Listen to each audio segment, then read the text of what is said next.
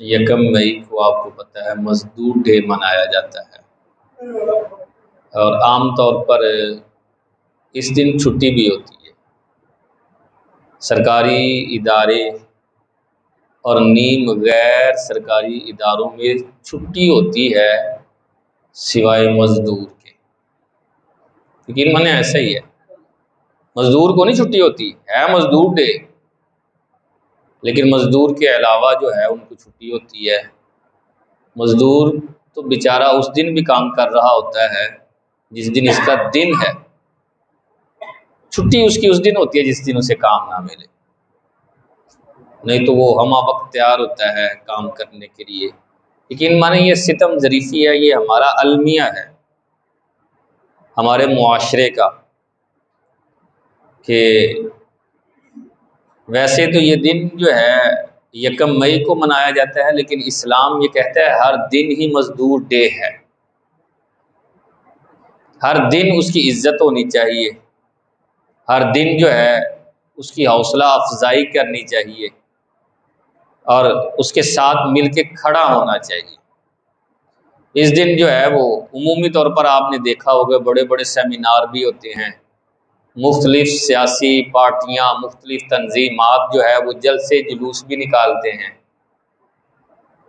اور مزدوروں کے اوپر اپنی اپنی آراء، اپنے اپنے خیالات جو ہے وہ پیش کر رہے ہوتے ہیں۔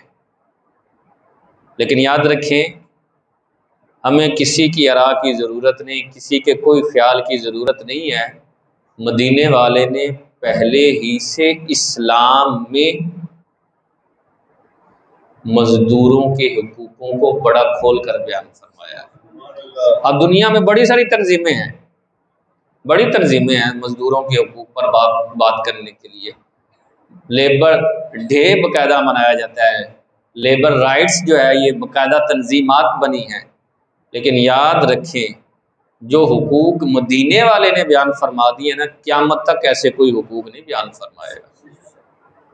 کمال کی بات ہے نا، دیکھیں کہ نبی کریم صلی اللہ تعالیٰ علیہ وسلم نے فرمایا کہ مزدور کو اس کی اجرت، اس کی مزدوری، اس کا پسینہ خشک ہونے سے پہلے پہلے دی جائے۔ کون کرے گا ایسی بات؟ کون کرے گا بھائی؟ کوئی نہیں ہے، یہ مدینے والے نے بیان کیا۔ اور میں نے بتایا مزدور کو تو ویسے چھٹی نہیں ہوتی، جیسے کوئی بڑا گھر ہے نا، بڑے گھر عموماً وہاں تو مزدور کی عزت بھی نہیں ہوتی۔ ہمارے ہاں شاید یہ سمجھا جاتا ہے مزدور وہی ہے جو محنت یہ اینٹیں اٹھا رہا ہے، مستری کے پیچھے جو ہے وہ اینٹیں پکڑا رہا ہے، یہ مزدور ہے۔ بھائی مزدور وہ بندہ ہوتا ہے جو اپنی خدمات پیش کر کے آپ سے اجرت لے، وہ مزدور ہے، جسے ہم ملازم بھی کہتے ہیں، جسے ہم نوکر بھی کہتے ہیں، اسی کو مزدور بھی کہتے ہیں۔ ایک ہوتی ہے تجارت اور ایک ہوتی ہے ملازمت۔ تجارت یہ ہوتی ہے کہ اشیاء کا اشیاء کے بدلے تبادلہ ہوتا ہے، آپ کوئی چیز دے کر کوئی چیز لیتے ہیں، جیسے پیسے دے کر آپ نے کچھ لیا، یہ ہے تجارت۔ یا گاؤں دیہات میں ہوتا تھا کہ گندم دے کر آپ سبزی لے رہے ہیں، گندم لے کر آپ چاول لے رہے ہیں، گندم دے کر ہی آپ جو ہے وہ ہنڈیا وغیرہ خرید رہے ہیں، یہ بھی تجارت۔ پہلے ایسی ہی تجارت ہوتی تھی، چیز کا چیز کے ساتھ تبادلہ ہوتا تھا، پیسے کے ساتھ ہوتا ہے، یہ ہے تجارت۔ اور اگر اپنی خدمات پیش کر کے اس کا عوض لیا جائے تو اسے کہتے ہیں مزدوری۔ اپنی خدمات، آپ نے کوئی چیز نہیں دی، اپنی خدمات دی ہیں، آپ ملازم جو ہے اسی کو مزدور کہا جاتا ہے۔ تو مزدور کے متعلق اسلام نے بڑا جو ہے وہ کھل کر بیان کیا ہے، اور اسلام نے بتایا ہے کہ مزدور کیا ہے۔ یاد رکھیں کوئی بھی پیشہ حقیر نہیں ہے سوائے ایک پیشے کے، اور وہ پیشہ ہے مانگنے والا۔ اسلام نے مانگنے والے کی عزت افزائی نہیں کی، مانگنے والے کی حوصلہ افزائی نہیں کی، مانگنے سے منع فرمایا ہے۔ اس کے علاوہ جتنے پیشے ہیں کام کرنے کے جو حلال طریقے ہیں، اسلام نے سب کی عزت افزائی فرمائی ہے۔ کوئی چھابڑی لگانے والا ہے، کوئی ریڑھی لگانے والا ہے، کوئی سبزی بیچنے والا ہے، جس طرح کا بھی معاملہ ہو یقین مانے وہ بادشاہ ہے میری نظر میں، مانگ تو نہیں نہ رہا یار، کسی کے سامنے ہاتھ تو نہیں نہ پھیلا رہا، محنت مزدوری کر کے اپنے بال بچوں کی پرورش کر رہا ہے، اس سے آگے اور کیا ہے یار؟ اسلام یہی چاہتا ہے۔ اگر ہم یہ سمجھیں نا کہ کچھ جو ہے پیشے حقیر ہیں، ایسا کچھ نہیں۔ مثلا میں آپ کو مثال دیتا ہوں، بعض لوگ سمجھ رہے ہیں یار کھیتی باڑی کا پیشہ یہ اچھا نہیں ہے، کھیتی باڑی نہیں ہوگی تو اناج کہاں سے آئے گا، کھائیں گے کہاں سے بھائی دل؟ یہ ایک پروسیجر ہے۔ بعض لوگ کہتے ہیں یہ حجام جو ہے نائی کا پیشہ یہ اچھا نہیں ہے، بھائی بال کہاں سے کٹواؤ گے نائی نہیں ہے تو؟ بعض لوگ کہہ رہے ہیں یہ پکوان والا جو ہے نا یہ سلسلہ یہ پیشہ اچھا نہیں ہے، بھائی بڑی تعداد میں جب لوگ آ جائیں تو کھانا کہاں سے بنوائیں گے آپ؟ بعض لوگ کہہ رہے ہیں یہ مستری مزدور والا پیشہ اچھا نہیں، مکانات کہاں سے بنوائیں گے؟ ہر انسان اپنی زندگی میں دوسرے کا محتاج ہے، میں اکیلا سارے کام نہیں کر سکتا، میں ہر فن مولا نہیں ہوں کہ میں اپنی تمام تر ضرورتیں خود ہی پوری کر لوں۔ میں کہتا ہوں میں کپڑا بناتا ہوں تو ساری چیزیں میں خود ہی کر لوں گا، جو کپڑا بنانے والا ہے، کپڑا بننے والا ہے، اسے اناج کی ضرورت ہے، اسے دوسرے انسان کی ضرورت پڑے گی۔ بھائی ہر انسان اپنے معاملات زندگی میں دوسرے بندوں کا محتاج ہے، تو لہذا کوئی پیشہ حقیر نہیں ہے، سارے پیشے اچھے پیشے ہیں۔ نبی کریم صلی اللہ تعالی علیہ وسلم نے تو کمال کیا نا، فرمایا القاسب حبیب اللہ، فرمایا میرے صحابہ جو محنت مزدوری کرتا ہے نا وہ اللہ کا دوست ہے۔ کیا مثال پیش کی ہے سننا کہ بھائی جو محنت مزدوری کرتا ہے وہ عام آدمی نہیں، وہ اللہ کے دوستوں میں شامل ہونے جا رہا ہے۔ ہم سمجھتے ہیں یار یہ ریڈی لگاتا ہے یہ معمولی آدمی، یہ سبزی بیچ رہا ہے گلیوں میں یہ معمولی آدمی ہے، یہ نچلی سطح پر اس کا کاروبار ہے یہ معمولی آدمی ہے۔ نہیں یار، دیکھیں نا اللہ کے رسول صلی اللہ تعالی علیہ وسلم کی بارگاہ میں صحابی حاضر تھے، عرض کیا رسول اللہ صلی اللہ تعالی علیہ وسلم مجھے بتائیں سب سے افضل لقمہ، سب سے افضل کھانا کون سا ہے؟ اللہ اکبر، کیا شاندار لفظ ہے میرے محبوب کے۔ فرمایا میرے صحابی سب سے افضل کھانا وہ کھانا ہے جو بندہ محنت مزدوری کر کے کماتا ہے اور اس سے جو کھانا کھاتا ہے وہ سب سے افضل کھانا۔ کتنی محنت اور مزدوری کی اسلام میں جو ہے وہ حوصلہ افزائی کی گئی ہے۔ اور باقاعدہ نبی کریم صلی اللہ تعالی علیہ وسلم نے فرمایا کہ ہر نبی نے کوئی نہ کوئی پیشہ اختیار کیا ہے۔ انبیاء میں سے بعض انبیاء نے تجارت کا پیشہ اختیار کیا اور بعد ہاتھ سے کام کرنے والے تھے۔ حضرت داؤد علیہ السلام کے بارے میں سرکار نے فرمایا وہ زرے بنانے والے تھے۔ زرہ ہوتا ہے یہ لوہے کا لباس ہوتا ہے جو جنگوں کے دوران پہلے استعمال ہوتا تھا۔ فرمایا وہ زرہ بناتے تھے اور اسے بیچ کر اپنے گھر کا خرچہ چلاتے تھے یار۔ تو یہ پیشے اختیار کرنا اور اس کی وجہ سے بعض لوگوں کو افضل اور بعض لوگوں کو مفضول سمجھنا یعنی کمتر اور حقیر سمجھنا، یہ صرف اور صرف جہالت ہے۔ پیشے کی وجہ سے کوئی عزت دار نہیں ہے۔ بھائی جو بڑائی کا کام کر رہا ہے تو اب وہ کہے کہ جناب میں جو موچی جو ہے میں اس سے زیادہ فضیلت والا ہوں کہ میں لکڑی کا کام کر رہا ہوں، یہ جو ہے جوتی کا کام کر رہا ہے، پیشے کی وجہ سے نہیں۔ ان اکرمکم عند اللہ اتقاکم، فرمایا تم میں سب سے زیادہ عزت والا وہ ہے جو سب سے زیادہ متقی اور پرہیزگار ہے۔ اللہ کے نزدیک تو وہ عزت والا ہے جو پرہیزگار ہے، جو عبادت والا ہے۔ یہاں معیار عبادت کو ٹھہرایا ہے، تقوی کو ٹھہرایا ہے، پیشے کو نہیں ٹھہرایا۔ اور حلال روزی طلب کرنا، رزق حلال کمانا، نبی کریم صلی اللہ تعالی علیہ وسلم نے فرمایا کہ اللہ نے جو کام فرض فرمایا نا، جیسے نماز ہے، روزہ ہے، فرمایا یہ جو فرض فرمایا ان میں سب سے بعد سب سے زیادہ فضیلت والا جو کام ہے وہ محنت مزدوری کرنا ہے، یہ فضیلت والا کام۔ اور دوسری روایت میں تو یوں بھی فرمایا بعض گناہ ایسے ہیں جو صرف محنت مزدوری کرنے کی وجہ سے اللہ ان گناہوں کو معاف فرما دیتا ہے۔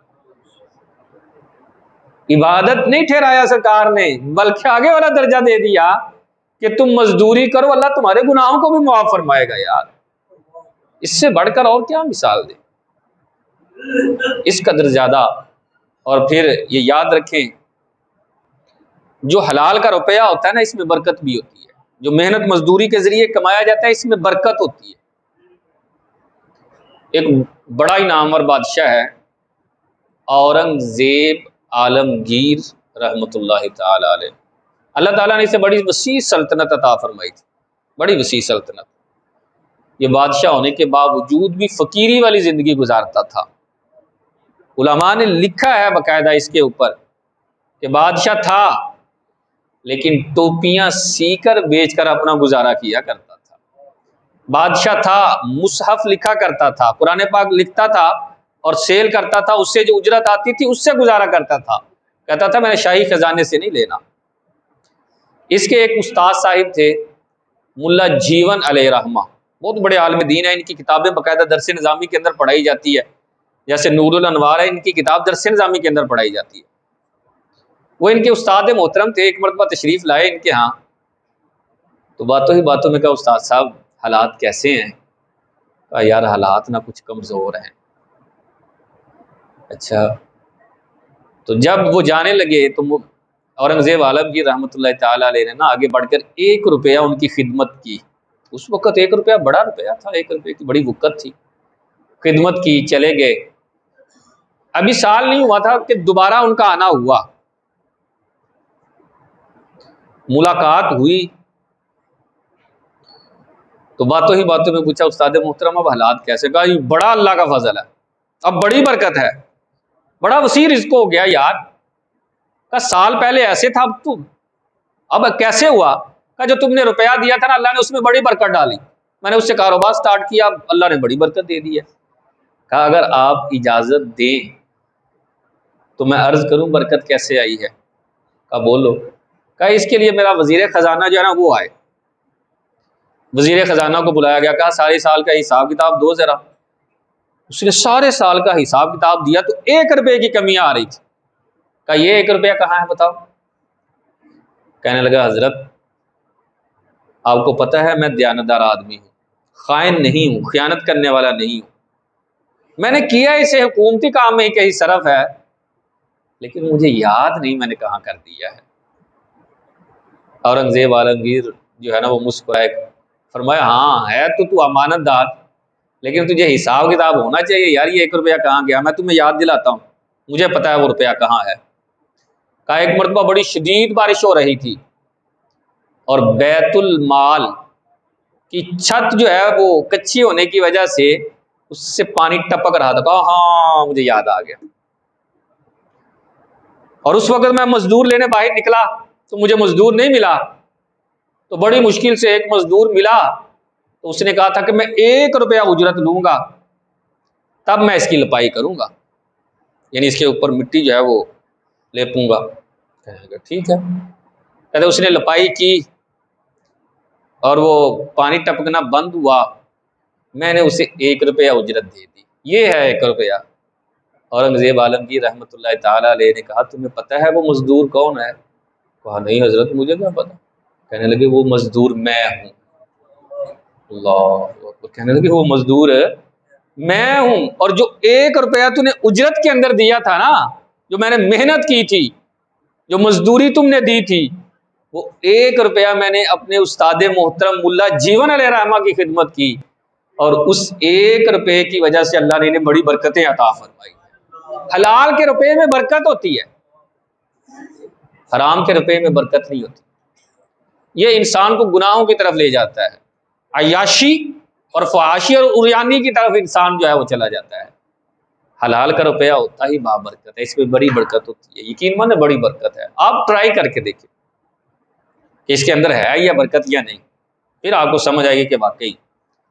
لیکن دیکھیں یہاں ہمارا بیان کرنا مقصود یہ تھا کہ بادشاہ بھی مزدوری کیا کرتے تھے، بلکہ مسلمانوں کے خلیفہ اول سیدنا صدیق اکبر رضی اللہ تعالی عنہ کے بارے میں ملتا ہے، جب آپ خلیفہ بنے نا، ابھی دوسرا دن تھا خلیفہ بنے، سر پر گٹھری اٹھائی اور بازار کی طرف جا رہے، پوچھا کہاں جا رہے ہیں حضرت؟ سیدنا فاروق اعظم نے پوچھا صدیق اکبر کدھر؟ کہا بازار جا رہا ہوں کپڑا سیل کرنے۔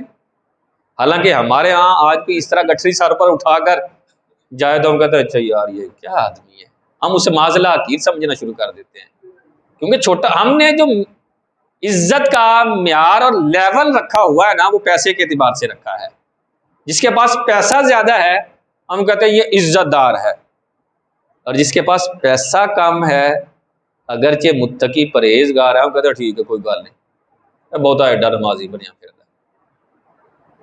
اور جس کے پاس پیسہ ہے چاہے نماز نہ بھی پڑھتا، وہ حاجی صاحب حاجی صاحب حاجی صاحب نے بات کی ہے، آپ کو پتہ نہیں؟ ہمارے ہاں معیار پیسہ ہے۔ سیدنا صدیق اکبر نے وہ گٹھری اٹھائی، سر پر رکھی، اور امیر المؤمنین ہے، بازار کی طرف جا رہے تو پوچھا کدھر؟ کہا یار بازار جا رہا ہوں، کپڑا سیل کرنے جا رہا ہوں۔ کہ اگر آپ ہی بازار چلے جائیں گے مسلمانوں کے معاملات کو کون دیکھے گا، مقدمات کو کون سنے گا، جو باہر سے سفیر آنے ہیں ان سے ملاقات کون کرے گا، جو لوگ ملاقات کے لیے آئیں گے ان سے ملاقات کون کرے گا؟ کہا بات تو تمہاری ٹھیک ہے لیکن شام کو بچوں کو کھانا بھی تو کھلانا ہے نا یار، ہاتھ میں پلا نہیں سکتا کیونکہ اللہ کے رسول نے منع فرمایا ہے ہاتھ نہیں پلانا چاہیے۔ کہا اس طرح کریں کہ ابھی گھر چلے جائیں مشورہ کرتے ہیں کیا کرنا ہے۔ سارے صحابہ کو بلایا، بڑے بڑے جیے صحابہ کرام علیہم رضوان تھے۔ سیدنا فاروق اعظم رضی اللہ تعالی عنہ نے پوچھا کہ کیا کرنا چاہیے تم بتاؤ۔ تو مولا کائنات چونکہ اللہ تعالیٰ نے بڑی فراست عطا فرمائی تھی، ذہانت بھی بڑی تھی، تو مولا کائنات نے بڑا سادے سے انداز کے اندر فرمایا کہ جب صدیق اکبر نے اپنے آپ کو ہمارے لیے وقف کر دیا ہے، مسلمانوں کی خدمت کے لیے وقف کیا ہے، تو اب ان کی تنخواہ بیت المال سے مقرر کی جائے۔ آج تک کسی طرح پھر آپ کی تنخواہ جو ہے وہ بیت المال سے جو ہے وہ مقرر کی گئی۔ دیکھیں سیدنا صدیق اکبر سے لے کر سیدنا بلال حبشی تک یقین مانے ہر صحابی ہاتھ سے کام کرنے والے اور تجارت کرنے والے تھے، محنت مزدوری کرنے والے تھے، وہ تجارت اور مزدوری کو حقیر نہیں سمجھتے تھے۔ اور یہاں رک کر یہ بھی بات ذہن میں رکھے کہ مزدوروں کے بھی حقوق ہیں۔ ہمارے ہاں تو یہ سمجھا جاتا ہے مزدور کو جب تک ڈانٹا نہ جائے، سخت اور تلخ لہجہ اختیار نہ کیا جائے، یہ کام ہی نہیں کرتے۔ نہیں، آپ کو کیا پتا حضرت، یہ بڑی ہڈ حرام قوم ہے، یہ بڑی سست قوم ہے، ذرا سی نرمی برتیں تو یہ کام کرنا چھوڑ دیتے ہیں۔ حضرت انس کہتے ہیں میں نے ایک دن نہیں، 2 دن نہیں، 10 سال سرکار کی نوکری کی ہے۔ میں نوکر تھا، ملازم تھا، اور بچہ تھا، بچوں سے غلطی ہو ہی جاتی ہے۔ کہتے ہیں کبھی بھی اللہ کے رسول نے مجھے ڈانٹا نہیں، اور کبھی بھی یہ بھی نہیں کہا کہ یہ میرا ملازم ہے، یہ میرا نوکر ہے، نہیں۔ فرمایا جب بلاتے بھی تھے نا اللہ کے رسول تو فرماتے تھے یا بنیا، پیارے بیٹے بات تو سن۔ انداز ہے، مدینے والے نے عزت دینے کا انداز جو ہے وہ بتایا۔ اور پھر حضرت ابو مسعود انصاری رضی اللہ تعالی عنہ یہ بیان کرتے ہیں کہ میرے پاس نا کافی ساری بکریاں تھیں، تو ان کو چرانے کے لیے میں نے لونڈی رکھی ہوئی تھی، ملازمہ۔ وہ بکریاں صبح لے جاتی، شام کو واپس لے جاتی۔ ایک دن کیا ہوا کہ وہ بکریاں لے کر گئی تو میں بھی پیچھے چلا گیا۔ میں نے دیکھا وہ بڑی بے پرواہی کے ساتھ بیٹھی ہے، بکریاں ادھر چل رہی ہیں، وہ ادھر کو منہ کر کے بیٹھی ہوئی ہے۔ اتنے میں ایک بھیڑیا آیا اور اس نے بکری کو چیر دیا، مار دیا اور ساتھ لے گیا۔ مجھے بڑا غصہ آیا کہ نقصان ہوا ظاہر ہے۔ میں نے آتے ہی اسے ڈانٹا اور ایک تھپڑ بھی مار دیا۔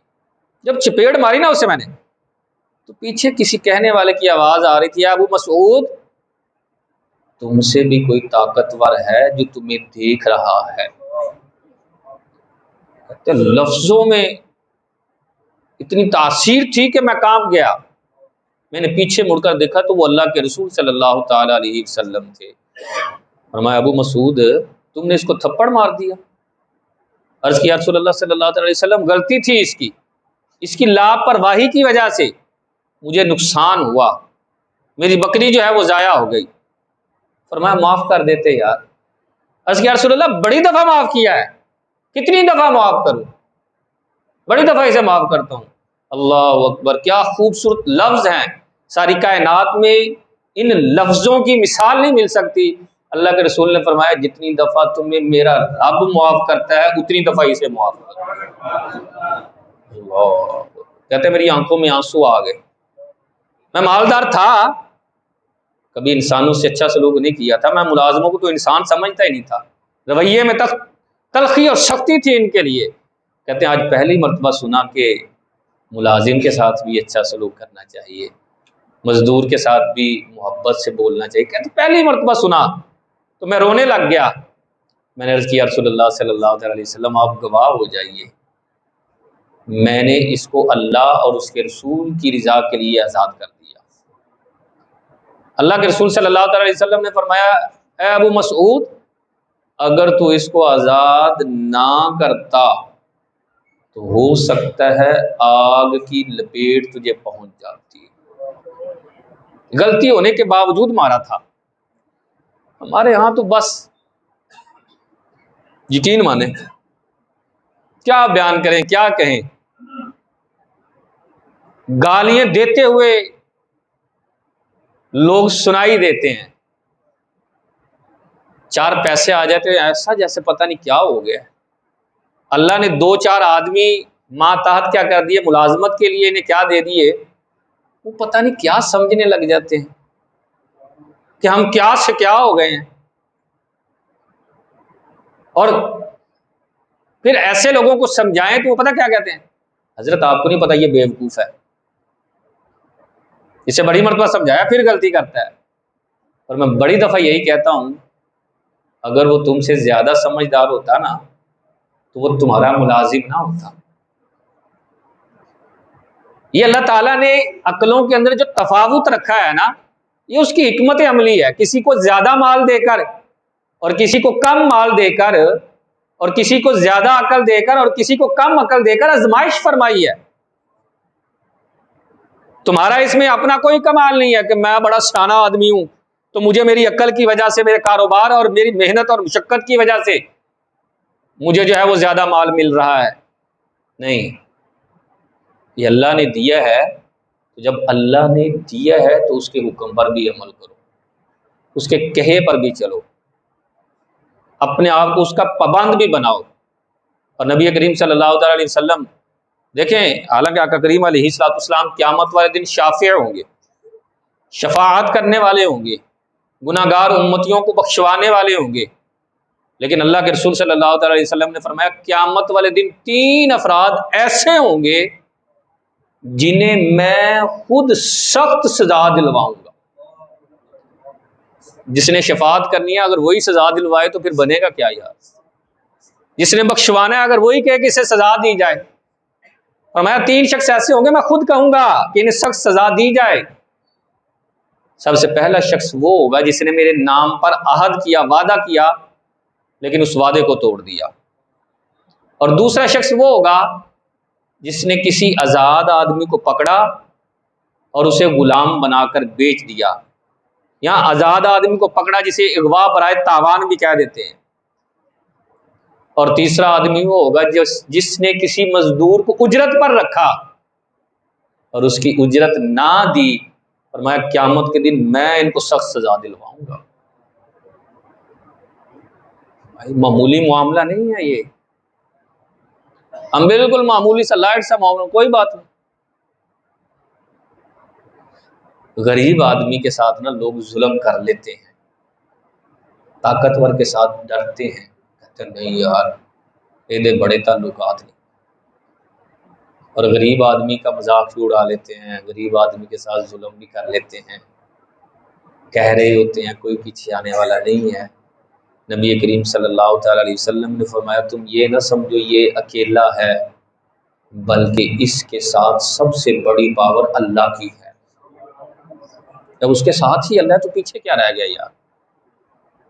لہٰذا مزدوروں کے جو حقوق اسلام نے بیان کیے ہیں ان حقوق کی پاسداری کرنی چاہیے، ان حقوق کو مد نظر رکھنا چاہیے، اور اللہ نے جو تمہیں مال عطا فرمایا ہے اس مال کی وجہ سے تمہارے اندر تکبر نہیں، عاجزی ہونی چاہیے۔ یہ نہیں ہے کہ یار گردن میں سریا آ جائے، گفتگو میں تلخی آ جائے، لہجے میں سختی آ جائے، نہیں، ہونا تو یوں چاہیے کہ جتنا زیادہ پھل لگتا جائے اتنی زیادہ عاجزی آتی جائے۔ ہونا یوں چاہیے کہ جتنا زیادہ اللہ نواز رہا ہے اس کا اتنا زیادہ شکر ادا ہونا چاہیے، بندہ اتنا ہی زیادہ عاجزی پسند ہونا چاہیے۔ لیکن ہمارے یہاں نا کچھ، میں نے بتایا نا، الٹی ہی گنگا بیانی شروع ہو جاتی ہے، لہجوں کے اندر سختی آ جاتی ہے، تبدیلی آ جاتی ہے جناب۔ وہ بندہ جو کل تک نرم تھا اب دوسرے بندوں کو جو ہے وہ گالیاں برسانا شروع کر دے گا، تمہیں بولنا نہیں آتا، تمہیں کام کرنا نہیں آتا، یہ ہے وہ ہے۔ ایسا نہیں کرنا چاہیے، اپنے لہجوں میں بھی نرمی پیدا کریں، اور جو اسلام نے مزدور کے حقوق بیان کیے ہیں نا ان کے اوپر عمل کرنا چاہیے۔ یاد رکھیں، ایک ہوتا ہے مالک، ایک ہوتا ہے اجرت پر کام کرنے والا، دونوں کے حقوق ہیں۔ مزدور کے بھی باقاعدہ اسلام نے حقوق بیان کیے ہیں۔ ہمارے یہاں مزدور بھی، اللہ خیر کرے، تو آج کل ایسے بھی ہیں کہ جناب وہ سگریٹ پر گھنٹہ گھنٹہ صرف کر دیتے ہیں، چائے پر، کھانے پر جو ہے وہ 1.5 گھنٹہ گیا، صبح آنا ہے تو مسالہ بناتے بناتے 1.5-2 گھنٹے چلے جاتے ہیں، اور جب مالک ہوتا ہے اس وقت کام کرنے کا انداز اور ہوتا ہے، اور جب وہ چلا جاتا ہے اس وقت کام کرنے کا انداز اور ہو جاتا ہے۔ ایسا نہیں ہونا چاہیے۔ میں نے بتایا اس کے اوپر باقاعدہ احکام ہیں، اس کو عربی کے اندر اجیر کہتے ہیں، اجیر کے باقاعدہ احکامات لکھے گئے ہیں۔ حلال طریقے سے روزی کمانے کے 50 مدنی پھول یہ پڑھنے چاہیے ہمیں۔ ہم اپنے اعتبار سے سمجھ رہے ہوتے ہیں میں حلال ہی کما رہے ہیں، جو انج کرتا پہ تو میں بھی انج کرنا پیا، وہ گھٹ مزدوری دینا تو میں بھی پورا ہی کام کرنا، اپنے اپنے زاویے نظر بنائے ہوئے ہیں۔ ہمیں پڑھنا چاہیے، ہمیں سیکھنا چاہیے کہ حلال طریقے سے روزی کیسے کمائی جاتی ہے۔ میں اگر کسی کی مزدوری کر رہا ہوں تو مجھے کن کن باتوں کا خیال رکھنا ہے، اگر میں نے کسی کو مزدور رکھا ہے تو مجھے کن کن باتوں کا خیال رکھنا چاہیے۔ اللہ رب العزت ہم سب کو قرآن و سنت کا فہم عطا فرمائے، آمین بجاہ نبی الامین صلی اللہ علیہ وسلم۔